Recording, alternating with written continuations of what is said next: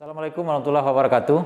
Baik, pada siang ini saya akan memperagakan prosedur pemeriksaan fisik pada mata, telinga, dan hidung tenggorokan. Untuk peralatannya kita sediakan yang pertama lampu kepala, kemudian kita siapkan spatel. Selanjutnya ada pen light. Berikutnya ada arloji. Berikutnya ada penggaris. Kemudian ada kasa atau tisu gulungan.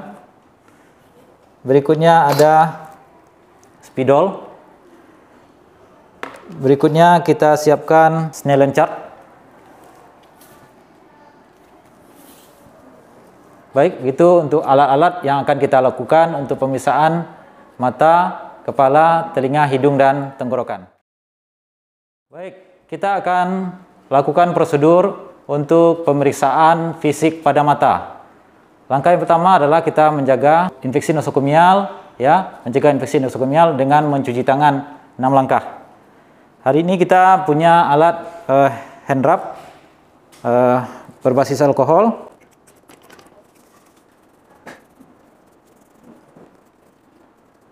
Setelah itu kita memasang hand schoon.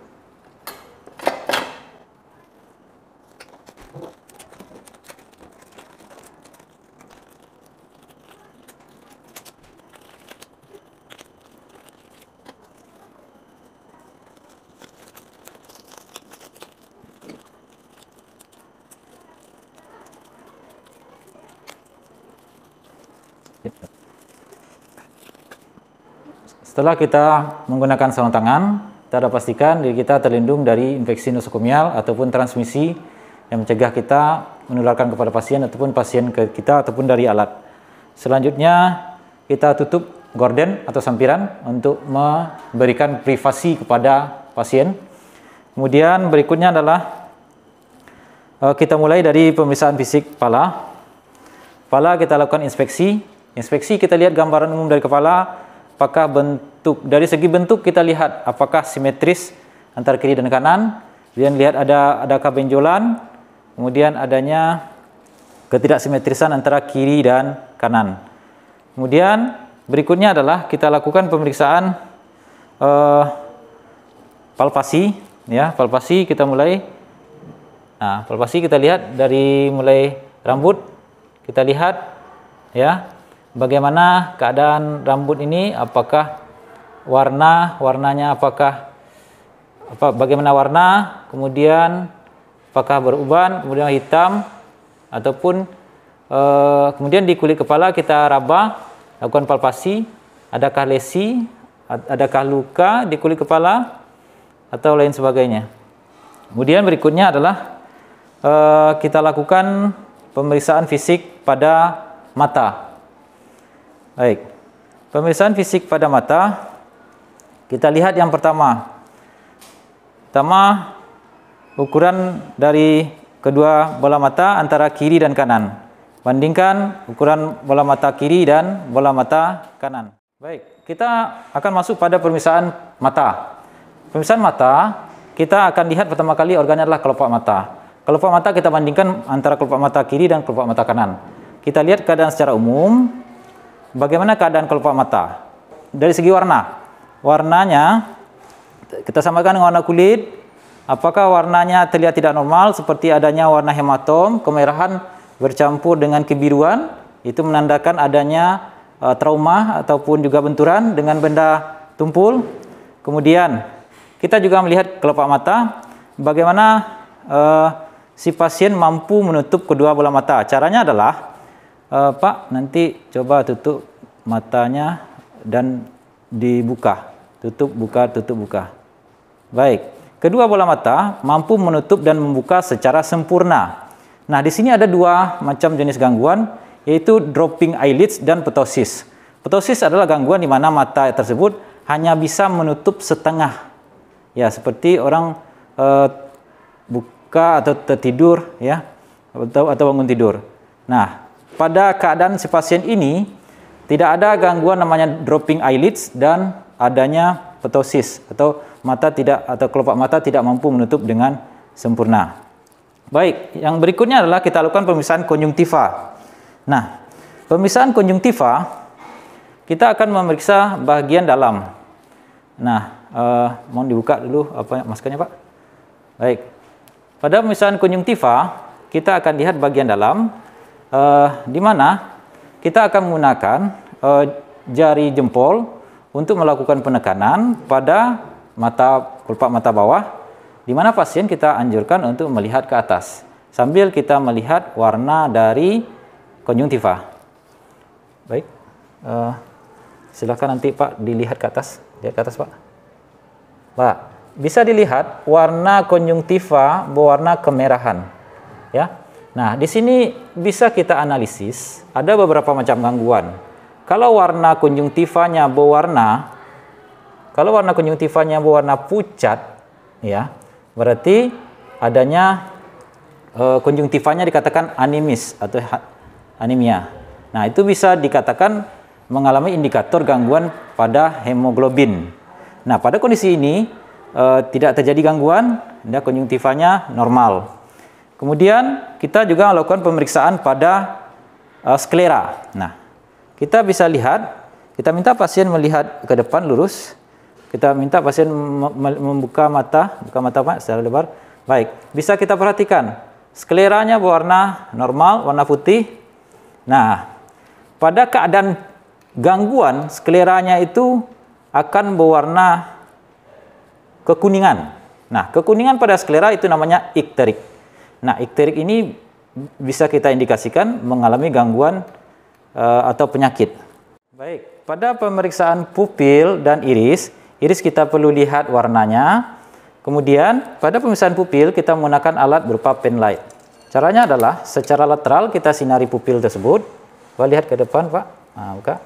Nah, pupil yang mengecil itu namanya diameternya adalah miosis, amat kecil pinpoint. Ukuran pupil membesar namanya midriasis. Kemudian pupil yang isokor adalah pupil yang mampu memantulkan cahaya. Berikutnya adalah kita lakukan masih pada pemeriksaan mata, yaitu pemeriksaan lapang pandang. Pemeriksaan lapang pandang caranya adalah pasien kita fokuskan melihat lurus ke satu arah. Kita jadikan telunjuk menjadi patokan. Nah, lihat ke depan Pak, lurus. Ke depan lurus, kemudian ikuti jari telunjuk saya, lihat jari telunjuk. Jari telunjuk kita upayakan sejajar dengan pos nasalis atau hidung.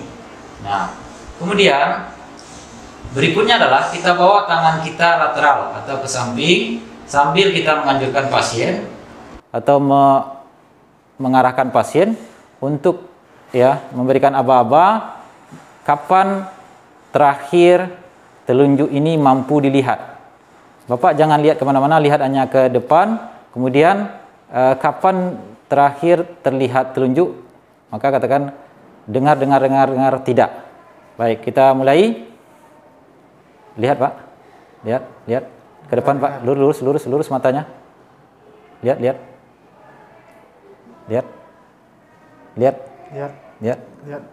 tidak. Kemudian satu lagi kita bawa ke kiri. Lihat Pak. Lihat,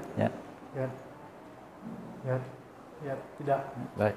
Baik, itu pemeriksaan tes lapang pandang. Berikutnya adalah kita lakukan pemeriksaan visus. Nah, pemeriksaan visus atau tajam penglihatan, kita menggunakan alat namanya Snellen chart atau kartu Snellen. Pasien boleh berada dalam duduk ataupun berdiri. Nah, saat ini pasien duduk, maka kita berikan jarak 5-6 meter. Maka si pemeriksa berdiri dekat kartu Snellen sambil menunjukkan huruf yang paling besar ukurannya sampai huruf yang paling kecil. Ini Pak.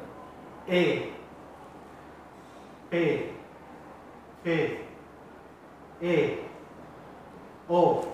Baik. Dari hasil analisa, pasien visusnya normal, berarti tidak ada gangguan. Baik, berikutnya kita lakukan pemeriksaan palpasi pada mata. Bisa tidur Pak? berbaring. Pemeriksaan pada palpasi pada mata itu ada dua tahapan. Yang pertama adalah pemeriksaan biasa, palpasi biasa, dan tingkat mahir. Yang saya akan berikan contoh di sini adalah pemeriksaan palpasi biasa, yaitu dengan melakukan palpasi ke bawah sedikit Pak, kepalanya, nah, geser bawah. Kemudian saya akan lakukan penekanan pada kelopak mata. Bisa tutup matanya Pak. Kemudian dilakukan penekanan dengan menggunakan kedua jempol. Kemudian rasakan adanya daya pantul ataupun elastisitas dari kedua bola mata. Nah, di sini kelihatannya elastisitas kedua matanya masih baik. Berarti kita bisa simpulkan bahwasanya pasien ini normal, ya, normal tekanan intraokulernya. Baik, selanjutnya kita akan masuk pada pemeriksaan telinga. Nah, untuk telinga kita lakukan tahapan pertama itu inspeksi dan palpasi. Alat yang kita gunakan adalah lampu yang oriskop. Lampu ini sudah terhubung kepada sumber listrik hingga kita bisa dengan lebih mudah melihat. Nah, kita bisa lakukan palpasi, kita bisa lakukan inspeksi, melihat, mengamati telinga bagian luar, kemudian juga membran telinga dalam, kemudian bisa kita lakukan palpasi pada kartilago, ya, kartilago. Kemudian kita periksa, kemudian kita bisa tanyakan apakah terdapat nyeri, Pak? Tidak. Tidak. Kemudian kita bisa amati adanya membran timpani, ya, kemudian kanalis atau ruang telinga. Kemudian kita bisa tarik ke bagian atas dan amati, ya, amati adanya serumen. Kemudian kita juga bisa amati adanya kemerahan ataupun tanda-tanda infeksi ataupun nyeri yang terdapat pada liang telinga. Setelah kita lakukan inspeksi dan palpasi pada telinga, kita sudah cek transparansi, adanya kemerahan, kemudian adanya gangguan pada telinga ataupun nyeri. Kita lanjut pada pemeriksaan telinga, yaitu melakukan pemeriksaan tes fungsi pendengaran. Yang pertama adalah kita lakukan tes fungsi pendengaran dengan berbisik. Jarak yang kita perlukan antara pemeriksa dengan orang yang diperiksa adalah 4 sampai 5 meter. Nah, posisi antara pemeriksa dengan orang yang diperiksa adalah saling membelakangi. Baik. Saya akan menyebutkan angka, Pak. Saya akan menyebutkan kata-kata, Pak. Silahkan Bapak mengulanginya kembali. Makan. Silahkan ulangi, Pak. Makan. Nyaring. Nyaring. Kacang. Kacang. Baik. Dari analisis atau kesimpulan tes fungsi pendengaran, orang yang diperiksa bisa mengulangi dengan tepat kata-kata yang disampaikan oleh si pemeriksa. Baik, tes fungsi pendengaran yang kedua adalah dengan menggunakan arloji. Arloji yang kita gunakan adalah arloji yang bisa kita dengarkan detik ataupun bunyinya. Caranya adalah kita dekatkan arloji itu ke pasien, kepada orang yang akan kita tes. Kemudian kita minta dia menyampaikan atau menyebutkan kapan terakhir bunyi detakan arloji mampu dia dengar. Pak, nanti saya akan dekatkan arloji ini. Silakan disampaikan kapan terakhir bunyi arloji ini mampu didengar.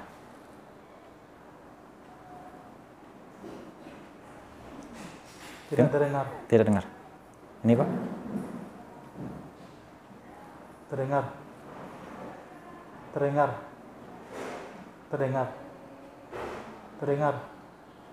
Terdengar. Tidak. Ya. Baik.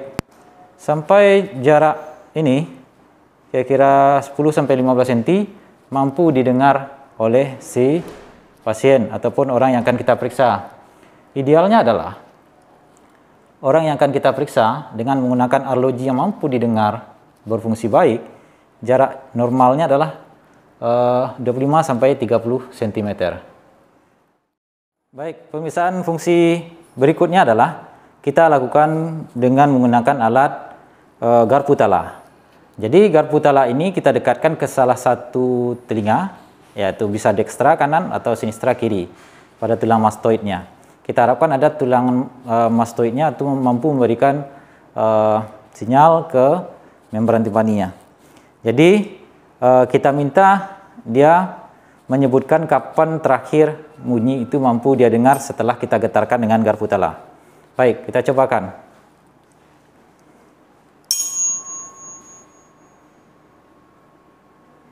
Tidak. Kita ulangi sekali lagi, kapan terakhir bunyi itu mampu dia dengar? Tidak. Baik. Jadi ini sekitar 25 sampai 30 cm.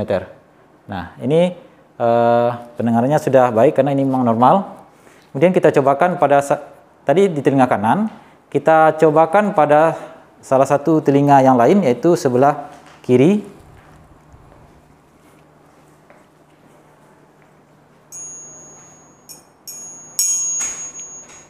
Tidak. Baik, hasilnya sama antara kiri dan kanan, kira-kira 25 sampai 30 cm.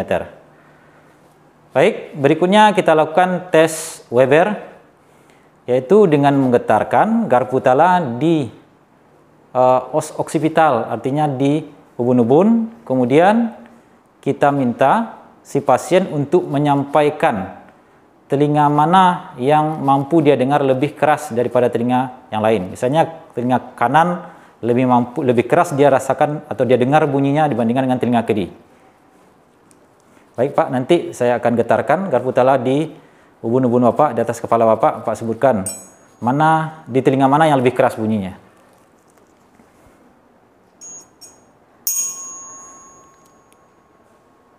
Kiri.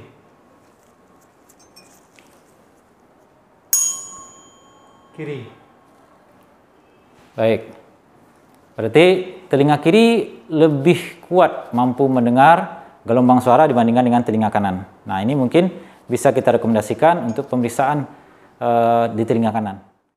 Baik, berikutnya kita lakukan pemeriksaan pada hidung. Bisa dibuka maskernya, Pak. Nah, pemeriksaan inspeksi pada hidung kita lihat secara umum bagaimana dengan anatomisnya, yaitu bentuk dan ukuran. Apakah simetris? Simetris dari os nasalisnya, ya. Kemudian kelihatan tidak bengkok atau tidak simetris atau ya simetris, adanya kelurusan, bentuknya sama, ukuran dan besar. Kemudian apakah ada pembengkakan, ya. Nah, kemudian juga kita periksa sinus. Sinus yang pertama, di kedua kita lakukan palpasi pada sinus. Nah, kemudian kita tanyakan apakah terdapat nyeri? Nyeri, Pak? Tidak. Ya, baik. Nyeri? Tidak. Nyeri? Tidak. Nah, jadi pada kondisi tertentu pasien mengalami nyeri. Nah, itu ada gangguan atau aliran sirkulasi pada sinus. Ini pada penyakit sinusitis itu terjadi. Nah, pada kondisi ini pasien normal. Kemudian kita lakukan pemeriksaan dalam, melihat bagaimana konka, bagaimana ruang di hidung. Kita bisa lakukan pemeriksaan ini sambil pasien. Nah, kemudian kita bisa lihat. Nah, kemudian kita bisa tengadahkan kepalanya, Pak. Baik. Kita bisa lihat adanya sinus, kemudian adanya pelebaran, kemudian adanya gangguan pada konka, adanya peradangan atau spasme yang ada pada kedua lubang hidung. Nah, di sini kelihatannya mukosanya nampak baik, kemudian tidak ada peradangan, tidak ada pembengkakan. Ya, setelah kita lakukan pemeriksaan dengan menggunakan atau bantuan lampu di kepala. Baik, berikutnya kita akan lakukan pemeriksaan berikutnya, yaitu pemeriksaan mulut dan bibir, gigi, gusi, dan faring. Nah, itu pemeriksaan pertama mulut. Kita lihat bagaimana kelembabannya, simetris, kemudian apakah ada kering atau dehidrasi. Kemudian gigi, bisa buka giginya Pak. Nah, kemudian bisa kita lihat di sana prosesnya, ada karies, kemudian ada lain sebagainya. Kemudian gusi, dah. Kemudian dah selesai. Kemudian kita lakukan pemeriksaan pada palatum. Nah, palatum langit-langit sambil pasien kita minta mengeluarkan lidah. Buka lidahnya Pak. Nah, kemudian kita bisa palatum. Nah, kemudian kita lakukan pemeriksaan juga pada faring. Nah, dengan menggunakan tong spatel. Kalau tidak bisa, baik, tong spatel. Berikutnya masih untuk lidah, kita akan menguji bagaimana palpasi lateral, palpasi pada lidah, yaitu dengan buka lidahnya Pak.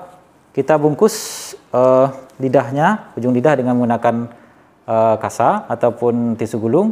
Kemudian kita uji bagaimana daya lateral menyampingnya lidah tersebut, ya. Nah, lidahnya kita normal, ya, tidak ada deviasi dan lain sebagainya. Kita akan lakukan atau lanjut pemeriksaan fisik berikutnya itu pada leher. Pada leher kita lihat secara inspeksi, kita lihat dari depan, medialnya, kemudian lateral, ya, kemudian apakah ada pembengkakan, apakah ada massa, udem, ya, dilihat bagian samping, ya, dan juga bagian posterior. Kemudian pemeriksaan tiroid. Pemeriksaan tiroid kita melakukan uji otot dari musculus sternocleidomastoideus yang fungsinya adalah membantu pernafasan interna dan eksterna.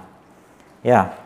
Dan juga kita uji otot trapezius, ya, berada di kedua bahu. Untuk menguji otot trapezius dan otot sternocleidomastoideus, otot yang membantu pernafasan interna dan eksterna, kita minta pasien untuk mengekstensikan dagunya mendekati dada. Silakan dekatkan dagu mendekati dada, Pak. Baik, satu, ulang sekali lagi, atas lagi. Ekstensikan, ekstensi. Bawah, dagu mendekati dada. Dagu mendekati dada. Kemudian tengadahkan kepalanya belakang, Pak. Baik. Setelah lateral dagu mendekati dada, maka kita minta pasien lateral ke kiri, Pak. Noleh ke kiri dan kanan kepala. Baik, kanan. Kemudian ke kiri. Baik. Baik. Dari hasil analisa tidak ada gangguan otot sternocleidomastoideus dan otot trapezius. Kita lanjutkan untuk palpasi pada tiroid. Caranya adalah kita minta pasien menelan sambil salah satu telunjuk atau jari kita menekan fossa suprasternal. Jadi pasien disuruh menengadah ke atas, fleksi. Kemudian kita tekan dengan menggunakan jempol atau jari telunjuk. Menelan, Pak. Menelan, Pak. Lagi. Lagi. Baik. Selanjutnya kita lakukan pemeriksaan JVP, tekanan vena jugularis. Caranya adalah kita menggunakan dua buah penggaris dan juga menggunakan spidol untuk menandai JVP-nya. Pertama adalah pasien posisinya 45 derajat. Jadi pasien berbaring telentang, posisinya 45 derajat. Nah, selanjutnya kita minta pasien menghadap atau menoleh ke sebelah yang berlawanan. Kemudian kita lakukan atau tentukan vena jugularis dengan melakukan palpasi.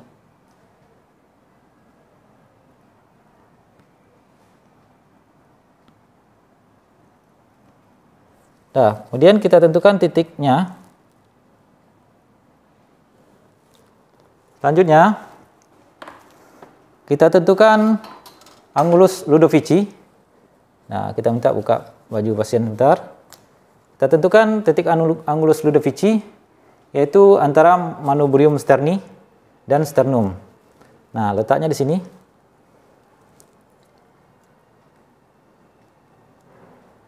Ini tulang sternum. Ini manubrium. Nah, sini. Kemudian kita letakkan salah satu penggaris secara vertikal. Kemudian kita tarik garis sejajar.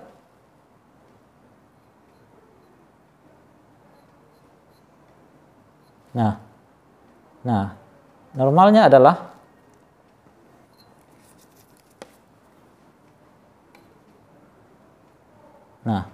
di sini tingginya setinggi 5 cm dari bawah. Jadi normalnya JVP adalah 5 plus minus 2 cm H2O.